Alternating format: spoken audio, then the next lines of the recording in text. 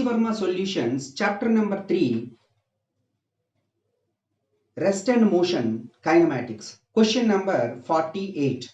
Consider the situation of the previous problem. The man has to reach to the other shore at the point directly opposite to his starting point. If he reaches the other shore somewhere else, he has to walk down to this point, find the minimum distance that he has to walk. In this question, whatever the data which is given in the previous problem, same data we are using here. That is width of the river 500 meters, 0.5 kilometer, and velocity of swimmer with respect to water 3 kilometer per hour, and velocity of river, that is u is equal to 5 kilometer per hour. But here I am not taking with respect to and all those ones. Just I will take like this. So here the man has to reach the other shore at the point directly opposite to the starting point.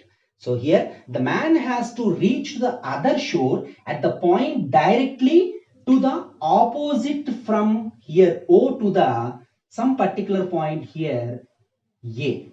He has to reach from O to A. But what happens in this case? Due to the river flow, but he does not reaches to this point. He has to reach to this particular point, that is B, with the river flow.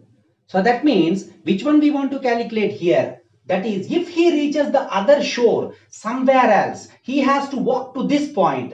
He has to walk to this point. The minimum distance that he has to walk, that is x, is equal to speed into time. So here what is speed here? This is v, this is u, 90 degrees. We will take this one as u square minus v square. So here vu, this is perpendicular 90 degrees. Here 90 degrees means here also 90 degrees. So that's why it is Pythagoras triangle, that is u square minus v square. Now here speed, that I will take as u square minus v square. Here time means what is that? Distance by speed. So what is the distance he has to cover? That is w divided by speed. How much here? This is v.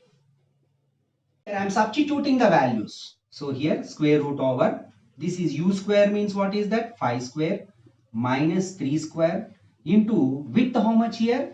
0.5 divided by speed how much? 3. So here square root over 25 minus 9 into 5 divided by 30 is equal to square root over 16 divided by 5 6er, that is 6. So here 4 divided by 6 is equal to 2 by 3, all expressed in terms of kilometers. This is the solution for question number 48.